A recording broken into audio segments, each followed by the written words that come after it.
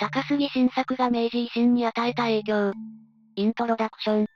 明治維新は日本の歴史を一変させた大事件であり、この歴史的な転換点において、数々の重要な人物が存在します。その中でも特に注目すべき存在が、高杉晋作であります。彼は日本の歴史を形成する上で決定的な役割を果たしました。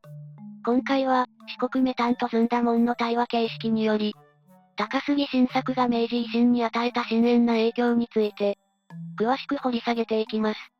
薩長同盟の影響。高杉進作って何がすごいのだ？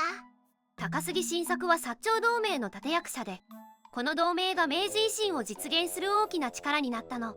彼の策略と説得力によって同盟は成立したの。これによって幕府の力が弱まって、新しい時代への道が開かれたの。これは非常に大きな功績だと言えるわね。なるほど。だから彼はすごいのだな。戊辰戦争への影響。ほほう、それならば戊辰戦争にも影響を与えたのだ。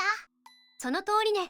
高杉晋作は戊辰戦争においても重要な役割を果たして、新政府軍として活躍したの。彼は軍の組織化や戦略の立案に関与して、幕府軍を打ち破ることに成功したの。これによって、新政府の安定と明治維新の成功が可能になったのよ。彼は本当にすごい人だったのだな。民主主義思想の導入。高杉晋作が最も有名なのは、西洋の民主主義思想を日本に取り入れたことなのだ。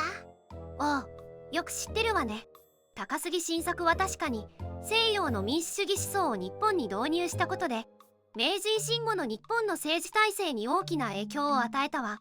彼の思想は人々の自由と平等を重視していて、政治の透明性を求めるものだったの。